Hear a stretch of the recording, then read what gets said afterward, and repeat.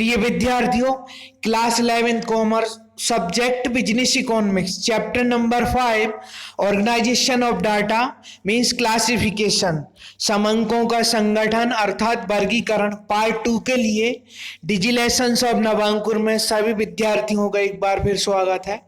देखिए, पिछले वीडियो में आपने पढ़ा था कि वर्गीकरण क्या होता है, वर्गीकरण की विशेषताएं, वर्गीकरण का महत्व, इनको पढ़ा था आपने।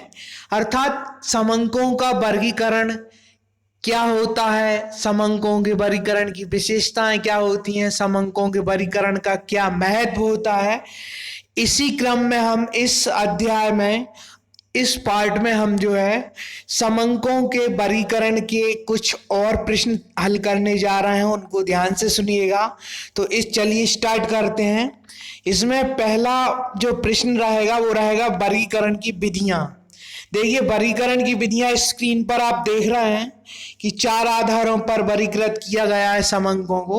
तो मैं थोड़ा सा बोल दूं आपको क्या है कि वर्गीकरण की कुछ विधियां होती हैं, कुछ आधार होते हैं समंकों के लिए।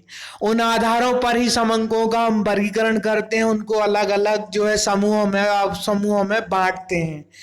कहने का मतलब यह है कि जो संकलित समंक होते हैं या एकत्रित किए हुए जो डाटा होता है उसको उसकी अपनी अपनी विशेषताओं के आधार पर वर्गीकृत करना होता है, क्योंकि अगर वर्गीकृत नहीं किया जाएगा तो उससे सांख्यिकी विधियों के द्वारा किसी प्रकार का परिणाम या निष्कर्ष हम प्राप्त नहीं कर पाएंगे।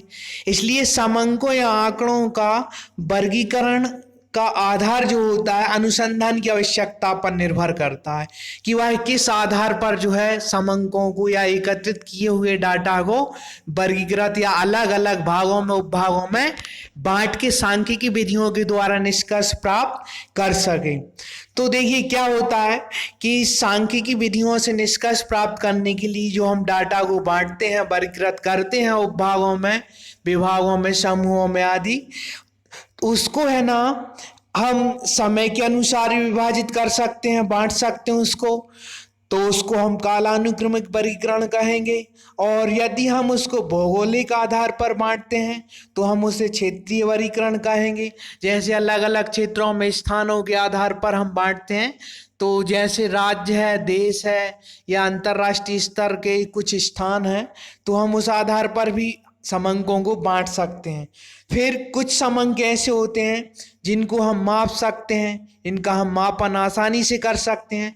तो मापने वाली विशेषताओं के आधार पर यदि किया जाता है समंकों का वर्गीकरण तो हम उन्हें मात्रात्मक वर्गीकरण कहते हैं।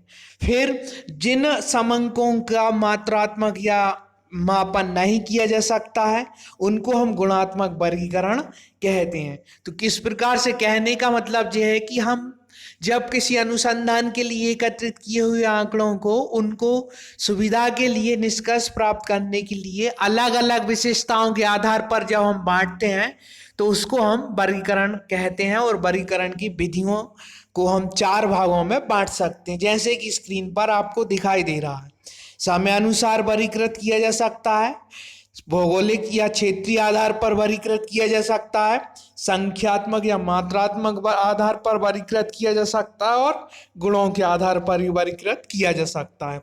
अब देखिए हम इसको क्रम से देखना स्टार्ट करते हैं। क्या है, स्क्रीन पर आप देख रहे हैं कि वर्गीकरण की विधियां जो हमने अभी चर्चा की हैं वही की वही विधियां लिखी हुई हैं और वर्गीकरण की विधियों के बारे में स्क्रीन पर बताया गया है, प्रस्तुत किया गया है टेक्स्ट के रूप में। अब देखिए इसको हम क्रम से अध्ययन करने जा रहे हैं कि वर्गीकरण कैसे किया जाता है। नंबर 1 है क्या है, समय अनुसार वर्गीकरण। समय अनुसार वर्गीकरण का अर्थ होता है कि जब भी आंकड़े या डाटा एकत्रित किए जाते हैं तो उनको हम समय के आधार पर भी बांट सकते हैं सुविधा अनुसार। उनको हम स्क्रीन पर आप देख रहे हैं वर्ष के आधार पर, अर्धवार्षिक या तिमाही या छमाही अवधि के आधार पर हम आंकड़ों को बांट सकते हैं अपनी आवश्यकता अनुसार निष्कर्ष प्राप्त करने के लिए। तो उसे क्या कहेंगे, हम समयानुसार वर्गीकरण कहेंगे। और समयानुसार वर्गीकरण करके हम आंकड़ों को इस प्रकार से प्रस्तुत करेंगे ताकि हम उससे उचित निष्कर्ष प्राप्त कर सकें और जानकारी को हम तैयार कर सकें। ठीक है, अब देखिए इसमें क्या है, स्क्रीन पर आप देख रहे हैं समयानुसार वर्गीकरण दिया हुआ है।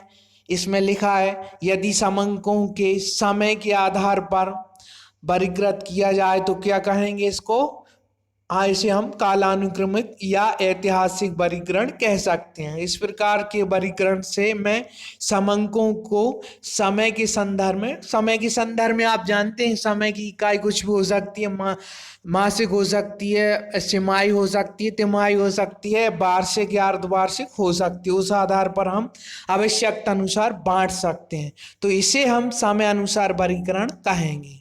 ठीक है, अब देखिए स्क्रीन पर जो हमने डाटा एकत्रित किया था, मान लीजिए जनसंख्या संबंधित, तो इसमें लिखा है जनसंख्या संबंधित जो आंकड़े थे वो 1951, 1961, 71, 81, 91, 2001, 2011, ये 10-10 वर्ष के अंतराल में हमने एकत्रित किए थे जनसंख्या के आंकड़े थे। कुल जनसंख्या के बारे में बताया गया है। तो इस कुल जनसंख्या को हमने समय अवधि के आधार पर बांट दिया गया है कि 10 साल में जो है कितनी जनसंख्या में वृद्धि हुई है, कितनी कुल जनसंख्या है देश के अंदर। तो इस प्रकार से यदि हमने आंकड़ों को प्रस्तुत किया है तो इनसे हम है ना एक औसत या माध्य ज्ञात कर सकते हैं आसानी से सांख्यिकी विधियों के द्वारा, और उचित निष्कर्ष प्राप्त कर सकते हैं जनसंख्या के बारे में। ठीक है, तो इस प्रकार से यदि आंकड़ों को या समंकों को समय के आधार पर वर्गीकृत करते हैं तो उसे क्या कहेंगे, समयानुसार वर्गीकरण। और उससे हम उचित निष्कर्ष प्राप्त करने के लिए सांख्यिक विधियों का प्रयोग करके जनसंख्या के बारे में सूचना प्राप्त कर सकते हैं। अब देखिए नंबर 2 है भौगोलिक वर्गीकरण। भौगोलिक वर्गीकरण में क्या होता है कि किसी भी क्षेत्र से संबंधित आंकड़ों को या डाटा को जो है अलग अलग क्षेत्रों के आधार पर वर्गीकृत किया जा सकता है, जैसे कि देश, राज्य, जिला, शहर, कस्बा आदि के आधार पर हम आंकड़ों को अनुसंधान के लिए अलग अलग बांट सकते हैं। तो उसे क्या कहेंगे हम, स्थानिक वर्गीकरण भी कह सकते हैं। स्थानिक वर्गीकरण के लिए भी हमने स्क्रीन पर वैसे के वैसे पिक्चर प्रस्तुत की है। देखिए लिखा हुआ है कि भौगोलिक वर्गीकरण, इसमें भौगोलिक वर्गीकरण मैंने पहले बोल दिया और स्क्रीन पर लिखा भी है कि किसी भी क्षेत्र से यदि हमें संबंधित आंकड़े प्राप्त करना है तो हम उसे स्थानों के अनुसार या भौगोलिक दशा या स्थिति के अनुसार बांटते हैं, तो उसे भौगोलिक वर्गीकरण कहेंगे। स्क्रीन पर आप देख रहे हैं कि उत्पादन है, उत्पादन दिया है, गेहूं का उत्पादन है। गेहूं के उत्पादन को हमने क्या किया, अलग अलग क्षेत्रों के आधार पर बांट दिया है कि चीन में 126 मिलियन और भारत में 95 मिलियन, अमेरिका में 62 मिलियन, फ्रांस में 40 मिलियन, रूस में 38 और ऑस्ट्रेलिया में 23 मिलियन जो है मैट्रिक टन में उत्पादन दिया हुआ है गेहूं का। तो इससे हम जो है ना निष्कर्ष निकाल सकते हैं, औसत प्राप्त कर सकते हैं। सांख्यिकी विधियों के द्वारा हम एक उचित अनुमान, एक उचित सूचना तैयार कर सकते हैं उत्पादन संबंधित। तो गेहूं के उत्पादन की जो सूचना है या जानकारी या निष्कर्ष है, हम उन आंकड़ों को स्थान के अनुसार या स्थान के आधार पर बांटकर प्राप्त कर सकते हैं। फिर इसके बाद देखिए तीसरा है संख्यात्मक वर्गीकरण। संख्यात्मक वर्गीकरण में अर्थात जिन आंकड़ों को उनके संख्याओं के आधार पर या मापन योग्यता के आधार पर यदि बांटते हैं तो उसे संख्यात्मक वर्गीकरण कहेंगे।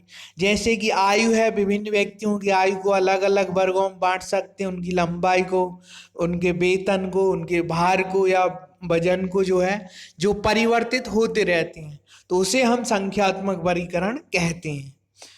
फिर संख्यात्मक वर्गीकरण के लिए देखिए क्या है, स्क्रीन पर दिया हुआ है मजदूरों की साप्ताहिक मजदूरी रुपए में दी है। तो इसमें लिखा है 0 से 500, 500 से 1000, 1000 से 1500, 1500 से 2000, 2000 से 2500। ये जो है आंकड़े जो हैं मजदूरों की मजदूरी से संबंधित हैं। और नीचे जो है संख्या दी है मजदूरों की संख्या, 5 मजदूर ऐसे हैं जिनकी मजदूरी कितनी है, 0 से 500 के बीच में है। फिर 8 मजदूर ऐसे हैं जिनकी मजदूरी जो है 500 से 1000 के मध्य है। इसी प्रकार से ये आंकड़े दिए हैं कि इतने मजदूरों की संख्या जो संख्या है जिनकी मजदूरी इतने से इतने के बीच है।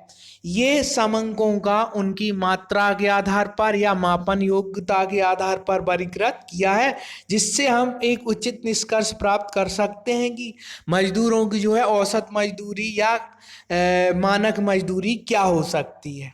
ठीक है, इसके बाद देखिए आप नंबर 4 है गुणात्मक वर्गीकरण, अर्थात जिनका मापन नहीं किया जा सकता, जो मात्रात्मक नहीं होते, उनको क्या कह सकते हैं हम, गुणात्मक वर्गीकरण कह सकते हैं। गुणों के आधार पर उनको बांट सकते हैं। ठीक है, जैसे स्क्रीन पर आप देख रहे हैं, कोई सुंदरता, साक्षरता, धर्म या व्यवसाय के आधार पर भी हम आंकड़ों को बांट सकते हैं, उनका वर्गीकरण कर सकते हैं।